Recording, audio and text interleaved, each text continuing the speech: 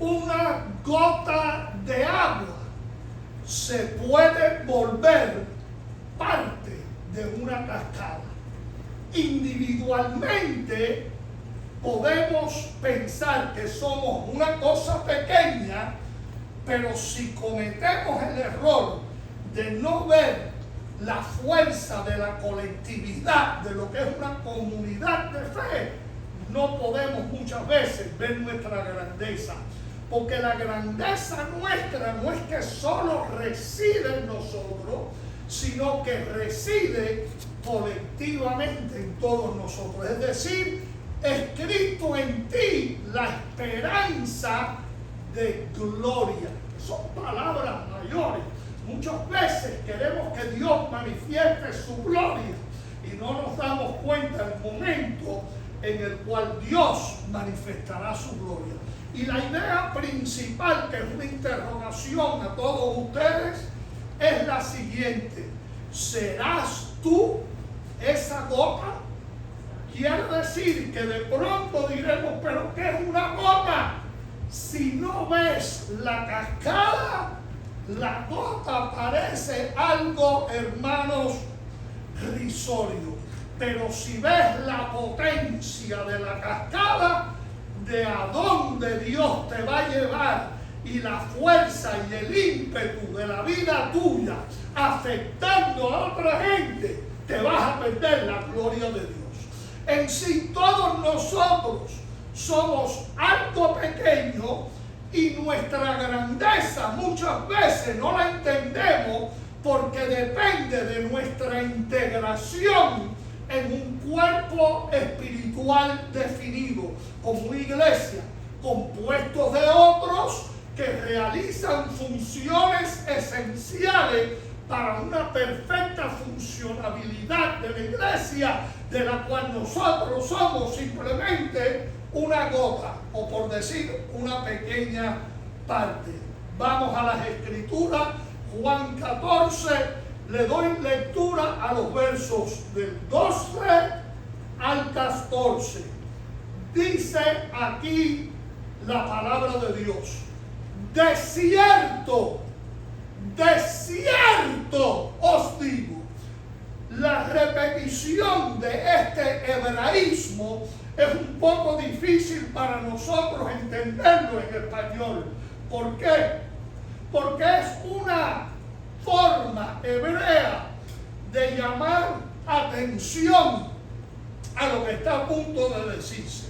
En otras palabras, es como decir en español: no te pierdas esto, no te lo pierdas. El que en mí cree, las obras que yo hago, hará, ¿qué dice la Biblia de ustedes? También. Miren, mi querido hermano, esto es algo tan grande que hay que pausar de pronto un momento, porque está Jesús hablando. Jesús, que ha hecho cosas que históricamente rompen todos los moldes posibles. Y en este sentido, Él está llamando atención a algo que está diciendo, porque está diciendo que en la colectividad de las gotas de agua con las cuales yo les estoy comparando a ustedes hoy, habrá una manifestación tan grande que es una repetición de todo lo grande que Jesús ha hecho, aún a través de todas las Escrituras. Y la verdad que esa comparación está fuera, hermanos, de la capacidad mental de cualquier ser humano, y está viniendo de parte propiamente del Señor. Y dice: y aún mayores hará, porque yo voy al Padre. Y mire, la cuestión es que muchas veces, como no entendemos el mecanismo y la asociación que hay entre la persona de Jesús y el Padre, y se toma muy ligeramente cuando decimos esto, porque si Jesús había hecho cosas súper extraordinarias y de pronto se mira a los discípulos y le dice, y ustedes también las harán. De pronto los discípulos pueden decir, oye, esto me queda grande. ¿Tú comprendes? Esto yo no sé cómo lo va a hacer, porque todo el tiempo que Dios hace algo a través de la iglesia, pensamos que lo estamos haciendo nosotros. Mira la equivocación que tenemos, porque creemos que nosotros somos los que estamos siendo activados, y no estoy diciendo que no sea así, pero lo importante que hay que ver en todo esto es cómo Dios ve un conjunto de personas actuando sobre un propósito basado en la palabra de Él. Y aquí de pronto el reto es tan grande y a veces se presta para tantas malas interpretaciones que hay personas que creen en una forma muy literal esto, y no que se equivoquen, pero el problema que creen que van a ser una manifestación de cosas que va a suceder exclusivamente en una persona. Y aquí es donde está el gran error. ¿Por qué? Porque el paquete entero de la responsabilidad, mi querido hermano y hermana, Dios no te lo va a echar exclusivamente a ti. Bendito sea Dios por eso. Porque nadie pudiera, entiende, con algo tan pesado. Y fue Jesús mismo que dijo, entiende, que tomemos su yugo. Y dice que su yugo es ligero. Y la realidad es que cualquier persona que haya visto una junta de bueyes o de vacas jalando un arado, sabe que eso no es un trabajo cualquiera. ¿Por qué? Porque, hermano, la fuerza que tienen que tener esos animales para mover un arado es algo extraordinario. Y a eso tienes que añadirle que hay que fijar la vista tan rectamente para que esa línea no salga como jorobada, sino que pueda haber una rectitud, no pueda haber ni un instante en el cual el pensamiento pueda divagar, porque o si no es imposible que nadie pueda terminar arando ese campo.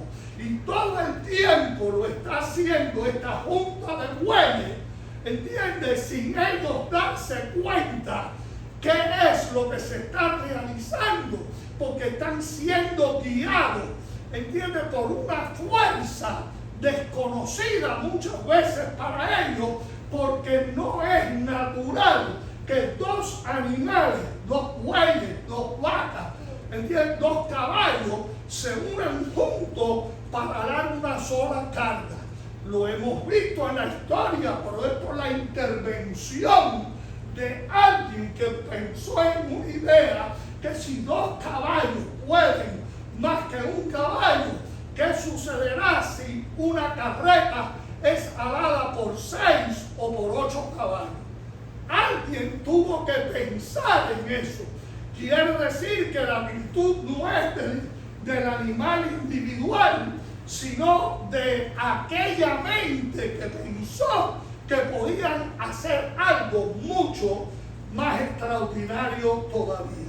Y dice, y todo lo que pidieres al Padre en mi nombre, lo haré para que el Padre sea glorificado en el Hijo. Fíjense que primero que nada, en el verso anterior, había dicho Jesús que la diferencia que se iba a notar estaba basada en que ahora Jesús se iba, pero a donde Él iba era al Padre. Cuando de pronto tú empiezas a pensar cuál es el dinamismo, cuál es la gloria, cuál es la virtud que va a funcionar cuando de pronto la intimidad y la asociación del Padre y el Hijo crea una combinación tan extremadamente poderosa que es la base por la cual Jesús le dice a los discípulos que ellos de pronto gozarían de ese tipo de respaldo. Cualquiera piensa, no, Jesús se va, nos echó el paquete arriba a nosotros y ahora ¿cómo vamos a resolver nosotros si cuando Él estaba aquí abajo a Él le costó trabajo? ¿Cuánto más trabajo nos va a costar a nosotros si ahora Él se desaparece? Es como cuando un jefe de una compañía no está presente para maquinar los pensamientos, las ideas de esa compañía, para firmar los papeles, los contratos, las cosas que sean. Mira, a mí me encanta muchas veces tratar con personas que tienen grandes capacidades en lo que ellos, entienden, dominan. ¿Por qué? Porque tienen la capacidad de hacer algo extraordinario. En otras palabras, tú puedes ir y de pronto ver a una persona que sale en algo popular y de pronto decir, wow, ¿entiendes? ¿Qué presencia tiene esa persona? Y de pronto tú lo ves en la calle y tú dices, pero este es el que yo veo por allá, pero ni se parece. ¿Cuál es la diferencia? Que tú no sabes quién es la persona que la maquilla a ella o que lo prepara a él y lo peina así tan bonito. No vayas a pensar que yo no agradezco a la persona que me corta a mí el pelo. He tratado de cortarme el pelo por otro lado, John, y la peluca no me queda igual. ¿Ok? Hay algo que tiene esta persona en particular que él se encarga que 4 pelos luzcan como 400. Y de esta forma, pues uno queda sorprendido. Muchas veces como creyentes nosotros no nos damos cuenta de lo que significa que el Padre y el Hijo van a estar lado a lado y van a estar interyectando, interactuando y haciendo demanda de todo el poderío que hay alrededor del trono para afectar la vida tuya, para que tú puedas funcionar debidamente. Mira, muchas veces nosotros como cristianos no nos damos cuenta que cuando nosotros caminamos, sea por una calle o que vamos a algún lugar, como Dios está actuando y preparando circunstancias para que a ti te vaya bien las cosas y los asuntos tuyos. No nos damos cuenta. Pensamos que somos nosotros cuando la gloria es de Él. Dios es el que está haciendo la obra. Dios es el que está actuando. Y Él le dice de pronto a los discípulos, no se preocupen de lo que yo y el Padre estamos hablando. Lo que ustedes tienen que preocuparse es que de ahora en adelante lo que ustedes le pidan al Padre y le van a pedir al Padre en mi nombre, o por decir por virtud mía, no de ustedes, lo haré. Fíjate que Él no está diciendo lo harán ustedes, no, lo voy a hacer yo, para que el Padre sea glorificado en el Hijo. La interacción de esta función, de este mecanismo de unir al Padre con el Hijo es tan extraordinaria que es lo que electrifica toda la corriente de agua y la electricidad que se transmite por medio de ellos. Mira, no hay cosa más maravillosa que ver algunos principios químicos en acción. Como una persona coge de pronto un hierro, puede ser un cuchillo, puede ser cualquier utensilio de metal que está todo ferrundiento y de pronto los mete en un ácido y lo único que necesita el ácido es ser activado por una electricidad invisible y lo dejan ahí actuando por 1 o 2 horas Y cuando sacan ese hierro ferrumbiento, de pronto tú lo miras y dices, pero ¿cómo es posible?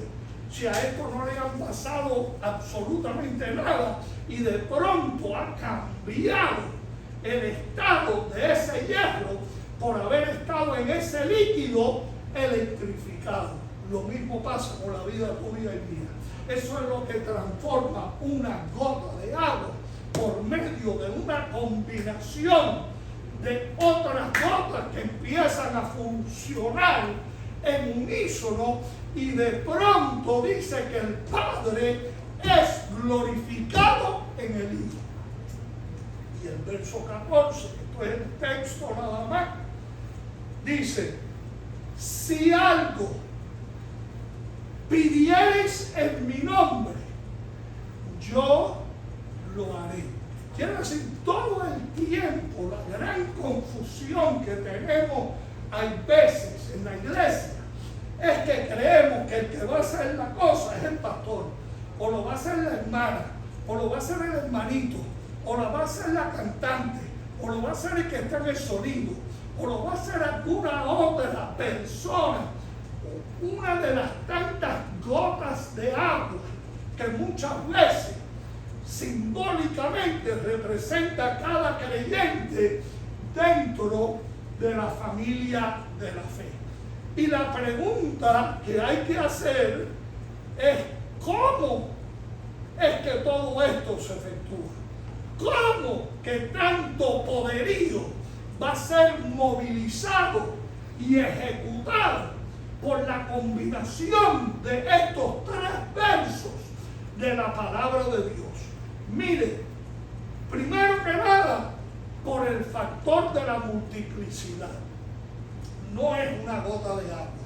Es que cuando tú coges 1.000.000 de gotas de agua, 10 millones de gotas de agua que vienen de donde menos tú te las imaginas, y de pronto tú ves que hay una combinación que se efectúa, entonces es que de pronto tú tienes una sorpresa como la que me he llevado yo, de que cómo es posible que solamente con el título de esta predicación, que mucha gente no la van a escuchar por completo, 1.200 personas en un par de horas, que me tomó a mí menos de 1 minuto grabando, de pronto se hayan conectado con nosotros. Quiere decir que todo el esfuerzo, cuando yo puse ese cheque en la mano, haciéndole frente a una responsabilidad económica, Pastor Adrián, ese dinero yo no lo saqué del bolsillo mío. Ese dinero es producto de dineritos que nosotros hemos recogido, de dineritos que nos han mandado personas de otros lugares. ¿Entiendes? Dinero que a veces ni siquiera lo estaba esperando, que de pronto alguien dijo: mira, yo sentí de Dios darle esto a la iglesia. Y de pronto nosotros, que somos una simple gota de agua, nos volvemos poderosos porque otras gotas de agua se han combinado con la vida de cada uno de nosotros para hacernos más que efectivos delante de nuestro Dios. Quiere decir que el crecimiento vendrá por exponenciabilidad. Miren cuál es el secreto: exponenciabilidad. Y usted me dirá: ¿y qué quiere decir usted con eso? Bueno, es una fórmula matemática. ¿Entiendes? Es igual que cuando de pronto en matemática dicen: bueno, esto no es nada más ni nada menos que el 2 a un poder exponencial de 45. Y ni el 2 ni los 45 nos suena como mucho, hasta que empiezas a ver que cuando estos números son multiplicados, terminas teniendo un número tan grande, tan poderoso, que es la colectividad de la comparación con todas las gotas de agua, formándose en una fuerza potencial del movimiento del agua corriendo y colándose por toda grieta de la población mundial, hermano, porque ni sabemos dónde el río va a terminar esas aguas. En otras palabras, descubrieron en un momento dado unos geólogos de dónde habían salido piedras enormes en el norte de los Estados Unidos y en el centro de los Estados Unidos. Dice, estas piedras no son de aquí. Y la pregunta es, ¿y cómo llegaron acá? Y la respuesta nadie la quería creer. Porque dice que es que el hielo se descongeló de los glaciares y el hielo, volviéndose agua, movió esas piedras que pesan toneladas, que pertenecen a partes remotas del norte de Canadá y terminaron en los estados de Indiana, de Iowa, y que forman parte del sur de los Grandes Lagos. En mi cabeza no cabe. ¿Cómo que me vas a decir que agua que se descongela de un hielo tiene la fuerza de mover piedras que son toneladas? Y descubrieron después otros geólogos que había muchas lomas que fueron forjadas por la presión del agua. ¿Cómo? Que el agua tiene presión. Es igual que las historias que conocemos todos de cómo las piedras se pulen en los ríos. Y tú tocas piedrecitas en los ríos y dices, pero qué gusto da ver estas piedrecitas, qué puliditas, qué raspaditas están. Y de pronto tú le dices a que no, el agua fue lo que le hizo, ¡ah! Y terminan con una cara y nadie lo creería de que goticas de agua tenían la capacidad de pulir eso de esa manera. Si el correr de un poderoso río de gente rescatada del mundo perdido y transformado en un poderoso pueblo de Dios son como gotas de agua de un glaciar, de un río, de una cascada, entonces la expansión va y funciona de esa forma. Mira lo que sucede con la iglesia. Jesús le dijo a la iglesia desde el principio algo que parecía una total locura. Ir por todo el mundo, ¿ok? Y predicar el evangelio. Y uno dice, ¿por dónde mandó a estos 12 hombres que fueran? A todo el mundo. Si ellos escasamente podían moverse a través de burros, de caballos, de carretas, sí, tenían barcos. Ya cuando hablamos de los barcos, de los fenicios y de las tribus, por ejemplo, de Zabulón y de Isaacar y toda esta gente que fueron, ¿entiendes? Porque muchas veces no nos damos cuenta cómo la cuenca del Mediterráneo fue poblada y muchas veces toda la gloria se le da a los fenicios, ¿entiendes? Pero todos los relatos que yo leo de cómo Zabulón agradaba a su padre que le traía pescado fresco. ¿Tú te imaginas un hijo trayéndole pescado fresco al viejo, al padre, y diciendo, mira papi, cogí estos pescados el otro día? Y después dice, pero mi hijo, ¿de dónde tú sacaste ese pescado tan grande? Papi, para que tú te lo comas, y mami, y la familia, y lo disfruten. La gente no se dan cuenta que se movían entre ellos. ¿Por qué? Porque muchas veces perdemos el hilo hasta de quiénes son los parientes con los cuales nosotros nos hayamos asociado. Mira, si hay algo que se pierde en la historia de la humanidad, ¿quién es quién? ¿Ok? Y al no saber quién es quién, muchas veces no nos damos cuenta ni con quiénes estamos hablando. Los 12 que dijeron ser discípulos de Jesús se volvieron 120 en el aposento alto. Después, cuando Jesús es recibido en gloria, lo ven 500 personas. Y después miles, mientras estaba en la tierra, sentó a 5,000 para que comieran pescadito y pan. ¿Ok?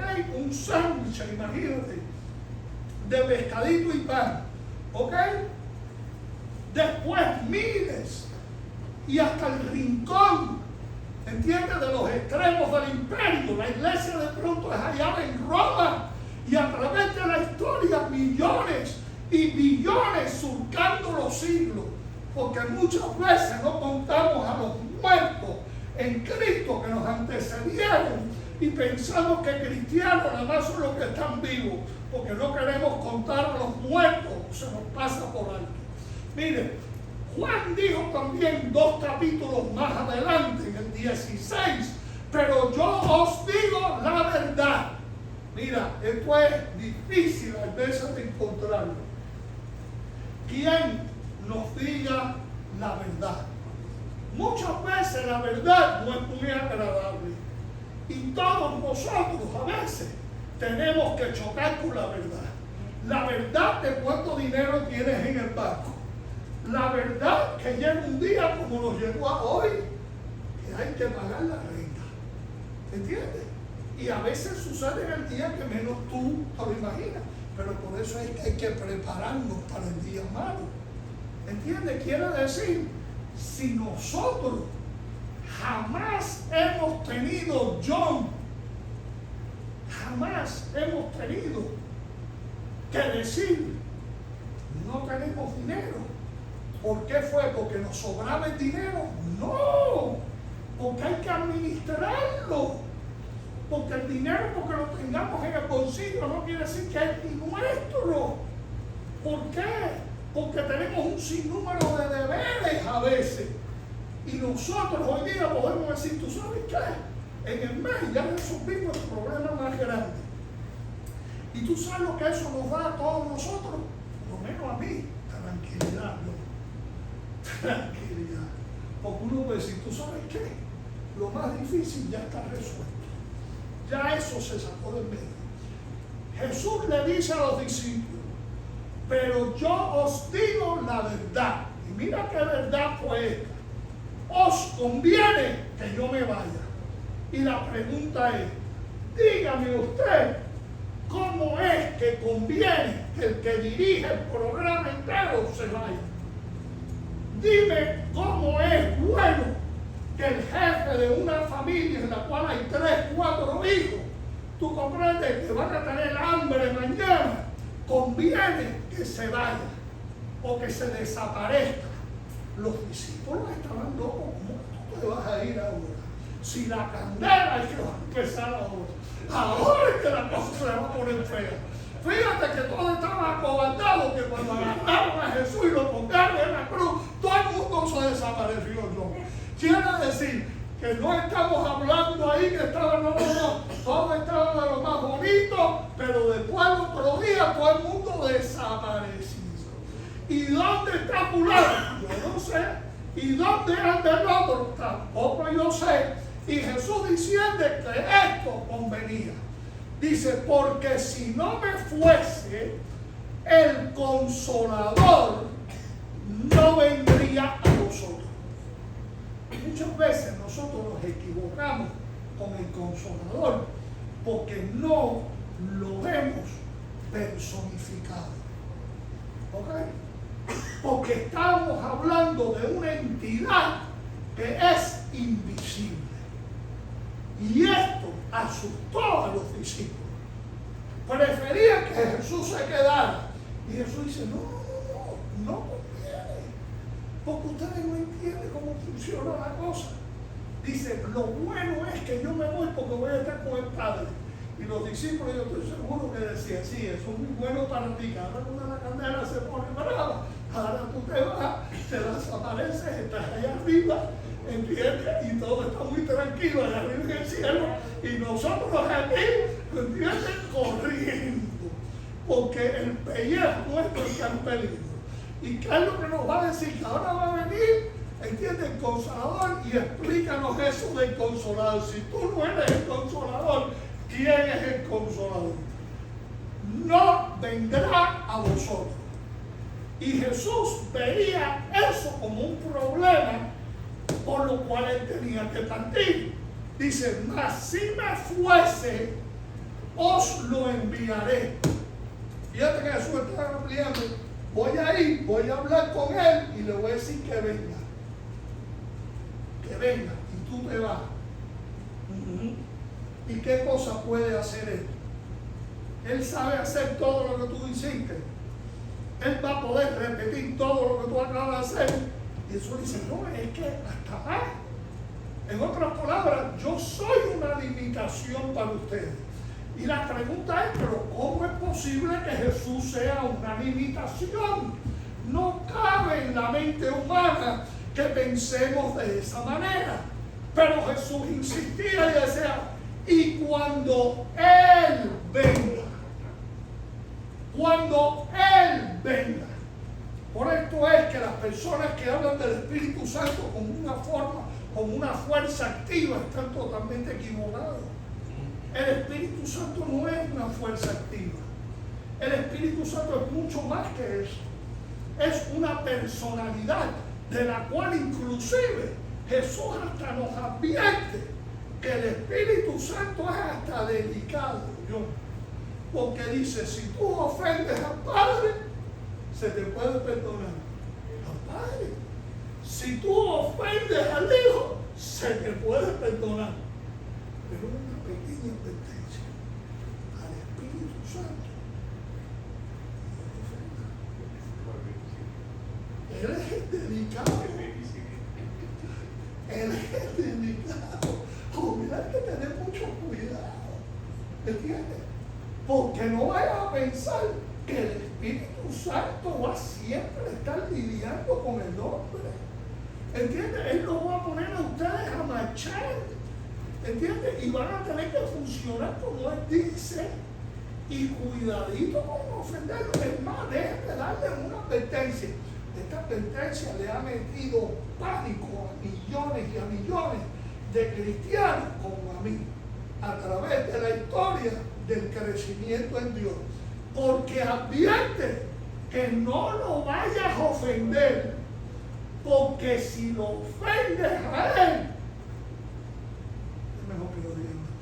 Me voy a quedar sin pensar. ¿Cómo es la cosa? Quiere decir que el tipo es delicado. Hay que tener cuidado con él. ¿Entiendes? Y es lo que se nos dice.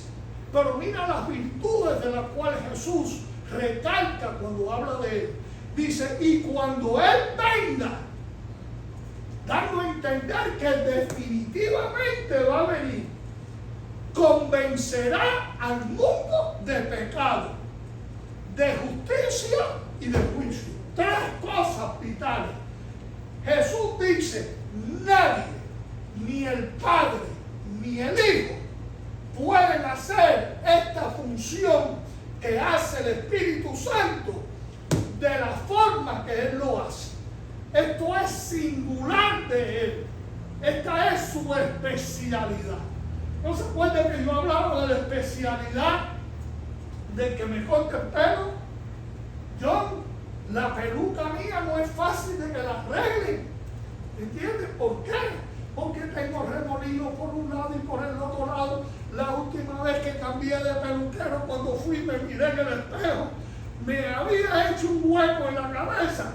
¿Entiendes? Que parecía la boca de un volcán, ¿tú comprendes? De uno de estos volcanes, tú comprendes que está en erupción en el día de hoy. Cuando yo me vi en el espejo, digo, Magdalena. Y yo, ¿cuánto le di la propina a este para que me cortara el pelo? Voy a ir para atrás y decirle que me tiene que pagar en la misma lo que me hizo en la cabeza. Me tomó como 3 meses tapar ese hueco que tenía ahí en la cabeza. ¿Ok? Y ustedes fueron tan amables que la única que me dijo que me hicieron en la cabeza fue la pastora Teresa. Que me dijo, ¿qué te hicieron en la cabeza? Cuando Él venga, convencerá al mundo de pecado. Mira, no hay como el Espíritu Santo para crearle culpabilidad a una persona de lo mal que está. Dice que esa es una función del Espíritu Santo. Dice, de pecado por cuanto no creen en mí. Fíjate, quiere decir que el Espíritu Santo tiene la forma de convencer a un pecador que ese tema de no creer en Jesús está fuera de base. De justicia, por cuanto voy al Padre y no me veréis más. No están esperando que yo venga a resolver ningún problema, porque de ahora en adelante yo voy al Padre y Él es que te va a explicar cómo la justicia de Dios funciona. Mire, este es un tema muchas veces ignorado por la iglesia. ¿Cómo funciona la justicia de Dios? Es más, la vida entera, ¿saben ustedes que hace años atrás, en los años 80, nadie en los Estados Unidos podía ser abogado si no se leía la epístola a los hebreos? Nadie. Vas a ser abogado y no conoces la epístola de los hebreos, no puedes ser abogado. ¿Entiendes? Y de juicio, por cuanto el príncipe de este mundo ha sido ya juzgado. Muchas veces nosotros pensamos que el diablo todavía está en control. Fíjate que le llama el príncipe de este mundo.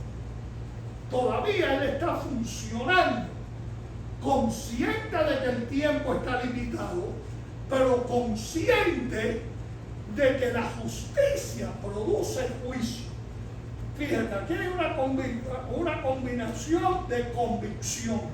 Sabes que nadie puede recibir perdón de pecado si no acepta la culpabilidad que tiene cada individuo como pecador. Quiere decir que nosotros tenemos que hacernos dueños de nuestra culpabilidad. Ese es el punto fundamental de ser perdonado. Por eso que hay personas que de pronto dicen, yo quiero que Dios me perdone. Y la pregunta que hay que hacer, pero ¿entiendes tú que eres culpable? Porque hasta que tú no entiendas tu culpabilidad, tú no puedes entender lo que es el perdón de los pecados. Y es el Espíritu Santo que lo hace. ¿Por qué? Porque el Espíritu Santo sabe que hay que responder a la justicia de Dios. Porque Dios es justo. Si Dios no fuera justo, fíjate que dice que Dios hace llover sobre los justos y los injustos. Sal sin sombrilla allá afuera y todo el mundo se va a mojar. ¿Entiendes? Sea bueno o malo. En otras palabras, en este mundo tenemos que encarar el resultado de muchas cosas. Y dice que el Espíritu Santo está involucrado en todo eso. Quiere decir, hay una triple convicción reposando sobre la humanidad entera. Ustedes piensan que no podrán ir al mundo entero a predicar el Evangelio. El mundo entero. ¿Dónde es que se confunden las personas? Que están de pronto en Miami. ¿Entiendes? Porque estás en Miami ahora. ¿Por qué? Por las circunstancias de la vida. Tú no vivías en otra ciudad antes. Sí. ¿Entiendes? Pues ya tú vives allá. Ahora tú vives allá. Pero de pronto le dan a los cristianos, no, yo voy a ir a África a predicar. Y la pregunta es, ven acá, ¿qué idioma africano tú hablas? ¿Entiendes? ¿Qué sabes tú de la cultura africana? ¿Qué sabes tú de las distintas naciones? ¿Conoces a alguien allá? ¿Entiendes? ¿Sabes las comidas que vas a tener que comer? ¿Sabes cuánto es que cuesta vivir en algunos de los países africanos? Y muchas veces no tenemos ni idea. No es que Dios me dijo que vaya al mundo entero a predicar. Sí, pero que el mundo empieza muchas veces en la esquina de donde tú vives, en la misma cuadra, en el mismo edificio, en el mismo complejo de apartamentos, en el lugar donde tú vas y tú haces tu mercado. Y cuando nosotros empezamos a pensar en esta forma, es que esa gota de agua se está sincronizando para ser combinada con otras y de pronto darle humedad a la tierra. A mí me encanta estar contemplando la humedad. ¿Por qué? Porque yo tengo que estar pendiente. ¿Cómo están los limones míos? ¿Cómo están los higos? ¿Cómo están las guayabas creciendo? Digo, Magdalena, ¿tú has visto las flores de la guayaba? Y Magdalena me dice esta semana, Luis, la verdad que no sé ni cuál es la mata de guayaba. Y yo me alegro, porque ella quería ser muy sincera conmigo. ¿Entiendes? En otras maneras, ¿para qué no decir del patio? Si ella jamás en su vida va a ir allá al patio a coger, ¿entiendes? Sol y humedad porque se le encrespa el pelo. ¿Comprende? Estoy perdiendo mi tiempo en ese sentido. ¿Has sentido tú lo mismo? ¿Han sentido ustedes lo mismo? Que muchas veces suena tan complicado y tú ves que la gente quiere ir lejos cuando Dios quiere que resuelvan los problemas que están cerca. No puedo, no podremos, ¿cómo lo haremos?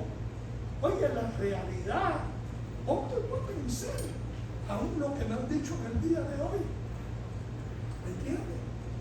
Porque muchas veces nosotros pensamos que lo que tenemos es que tratar con resultados, cuando de pronto lo que nos vemos es rodeados de dificultades que nos parece que ni siquiera, ¿entiendes?, deberíamos tener.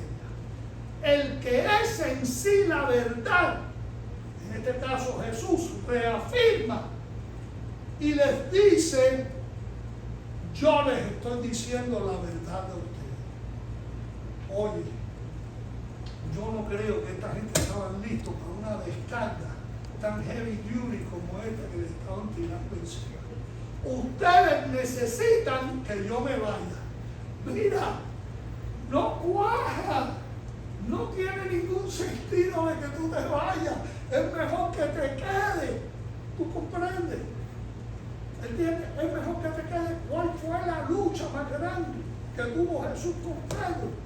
¿Entiendes? Diciendo, oye, me estás estorbando. ¿Entiendes? Cállate la boca, Pedro, no digas más nada. Ustedes necesitan que yo me vaya. ¿Cómo entender a Jesús entonces? Deje de intentar entender y deje que su fe actúe y verán la gloria de Dios. Porque muchas veces complicamos nosotros las cosas cada vez que metemos la mano en el potaje. Lo complicamos porque no tiene que ser tan complicado como tú te lo estás imaginando.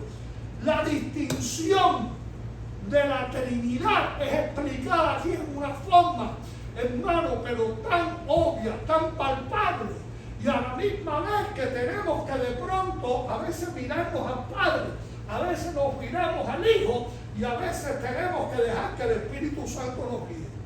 Mira qué cosa. Y el problema es que el Espíritu Santo es invisible. Y de pronto, ¿entiendes? Quien está de nosotros delante es un viejo feo. Y pensamos nosotros, y este es el que me va a hablar de pronto de Dios. Y Dios no pudo escoger a alguien, tú comprendes. Y muchas veces le ponemos a Dios las condiciones. Lo voy a mandar a él. Viene el Espíritu Santo.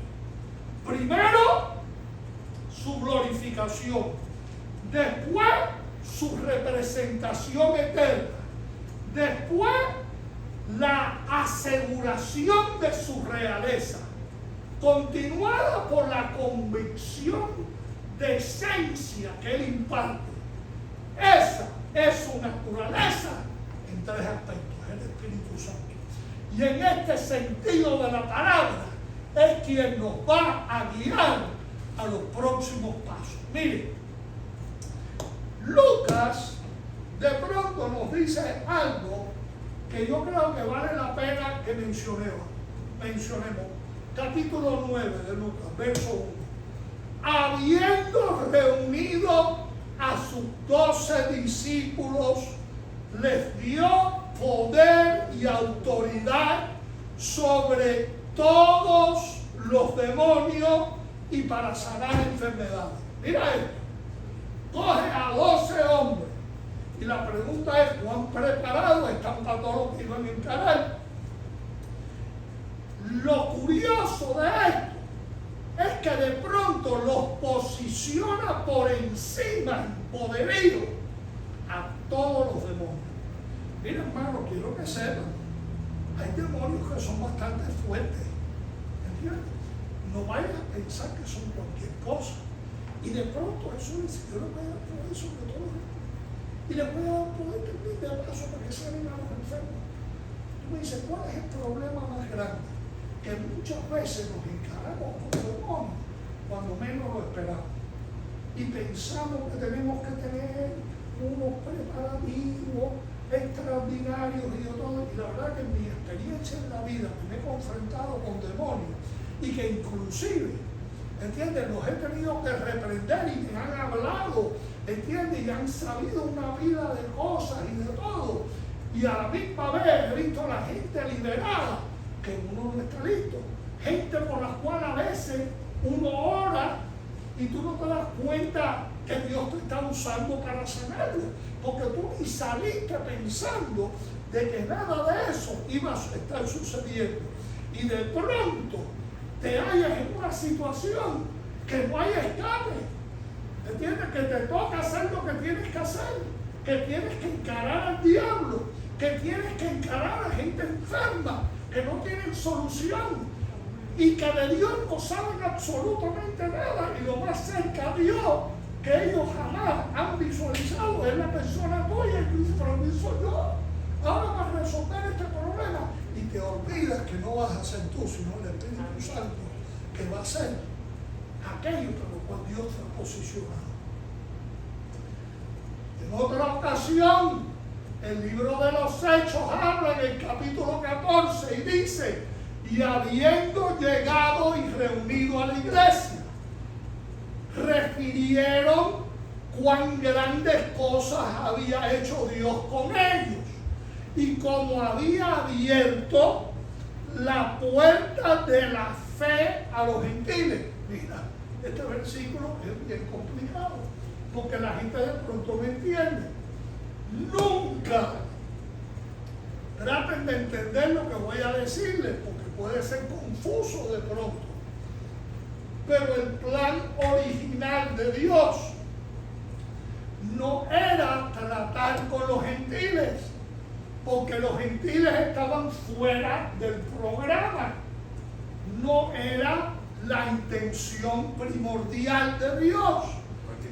A la humanidad de pronto le cuesta trabajo entender que muchas veces nosotros que vivimos en un mundo que decimos que todo el mundo es igual, aquí vemos un verso en la Biblia que Dios no está tratando a la gente igual. En otras palabras, está descartando un segmento enorme de la población, diciendo que el programa no iba por ahí, pero que de pronto Dios le da una vuelta al programa para lo que no estaba incluido estuviese incluido, y lo que sí estaba incluido fuese descartado. Y aquí es donde verdaderamente nos volvemos locos muchas veces, porque hay personas que se creen, entiende, que Dios siempre se ve obligado y sujeto a un segmento en particular de la comunidad o de la población del mundo. Y hay otros que le echan la culpa a Dios de cosas con las cuales Él no tiene nada que ver. ¿Son cuántas veces me han preguntado a mí a personas, ¿y por qué Dios permite que tantas personas pasen hambre en el mundo? Y la realidad es que Dios no tiene absolutamente nada que ver con que esa gente esté pasando hambre. Hay otros factores que están creando esas circunstancias y no es Dios. Pero qué fácil es echarle la culpa a Dios de todos los problemas que hay en el mundo. La curiosidad es que abrir la puerta de la fe hasta cierto punto no es muy específico, porque sería más correcto decir abrir la puerta de la palabra, porque lo que produce fe es la palabra. Cuando las escrituras se le abren, ¿ok?, a cualquier persona, la potencialidad de que la fe sea activada para reaccionar a la palabra es tan grande que aún a Jesús le estremeció esto durante su ministerio, porque una vez lo confronta una mujer que la Escritura dice específicamente que ella era sirio-feniciana. Mira qué curiosidad es que una característica de etnicidad juegue un papel tan elevado para determinar en qué forma iba a reaccionar Jesús. Y que Jesús le diga a la mujer, no en una forma despectiva, como algunas personas piensan que Jesús la trató. Y yo he escuchado a veces que se usan estos versos en forma despectiva, cuando no lo es, porque la comparación de Jesús fue con una perrita querida de la familia. Mire, Magdalena tenía una perrita de esas, y yo no quería que nunca la trajera para la casa, ¿ok? Pero la trajo para la casa. Santo Dios, Magdalena con la perrita, que para allá viene la perrita. Y adivina quién es el que se enamora de la perrita. Ay, Dios mío, cuando un día de esto, esa perrita se murió. Yo no podía parar de llorar. Magdalena me veía y yo me echaba a llorar por la perrita. No era ni la perrita mía, era de ella. Pero todos los días la perrita me caían a mí. Yo sabía que iba a ser así una cosa, por eso nunca quería que me trajeran esa perrita. Y hasta el día de hoy a veces me acuerdo de ella y lloro. Abrir la puerta de la palabra a los gentiles, a los que no les pertenecían los derechos de acceso, a los que no les pertenecía la redención, a los que no les pertenecía la bendición y a quien no les pertenecía ni siquiera la adopción, que es el único medio por el cual el apóstol Pablo, cuando le habla a los romanos, explica la adopción de los que no tenían derecho por no tener nexos a la familia. ¿Tú comprendes? De aquellos con los cuales el programa de Dios se desenvolvería. Y por Jesús, que ahora todo lo que era de ellos también empieza a jugar un papel. Y fíjate cómo es la cosa, que Jeremías, un verso que desde el comienzo del libro de Jeremías, en el capítulo 2 y verso 13 dice, porque dos males ha hecho mi pueblo. Fíjate, dos males. Me dejaron a mí fuente de agua viva. Fíjate con qué se identifica Jesús. Se identifica con las gotas de agua. Pero gotas de agua que ahora operan con una fuerza tan grande, con una presión que viene de un manantial, que es lo que es agua viva o fuente de agua viva, un manantial, y cavaron para sí cisternas, y repite, cisternas rotas que no retienen agua. Mira qué comparación de Jeremías, por la cual Jesús también en Juan dijo de sí mismo, el que cree en mí, como dice las Escrituras, de su interior correrán ríos de agua viva. En otras palabras, se identifica con lo despreciado, con el manantial. Dice, las gotas de agua se volverán una presión, una fuerza tan grande sobre la humanidad.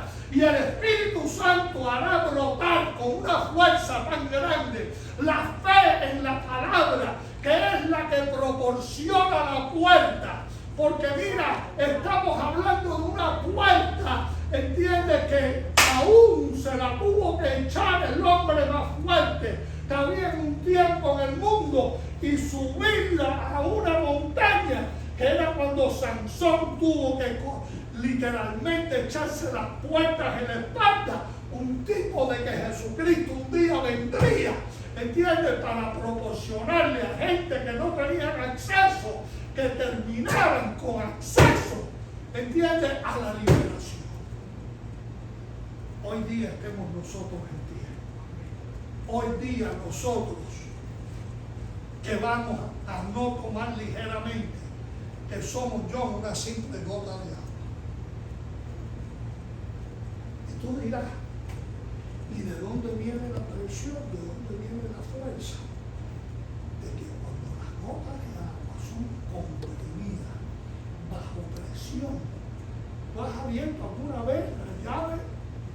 Tú sabes que todas las tuberías estas de agua están bajo presión, que cuando tú la abres, el agua no brota. A Condoleezza Rice, yo no sé si se acuerdan de ella, vinieron una vez unos africanos que los trajeron de África para que hablaran en el Congreso de los Estados Unidos y les rentaron en uno de los hoteles famosos de Nueva York unos cuartos magníficos, camas magníficos, todos maravillados. Pero adivina de qué se maravillaron más aquella gente que fueron invitados, que cuando fueron al baño empezaron a jugar con todas las cosas y entre una de ellas había una manigueta y un que cuando tú la mirabas, agua. Cuando uno comienza a decir, ustedes hay algo que necesiten, queremos comprar esas cositas que hay ahí arriba que uno le da la vuelta porque me quiere llevar uno para África para que le salga. Porque muchas veces no conocemos el mecanismo que nos une a un momento, porque somos una sola bola de él. Pero cuando Dios nos pone bajo presión y nos une, nos volvemos una potencia extraordinaria que maravillamos al mundo entero por la fuerza colectiva que tenemos. Y ahí es donde está el poder milagroso. Ahí es donde está la grandeza de todos los milagros que nos podemos imaginar. Yo quiero que estemos nosotros en pie.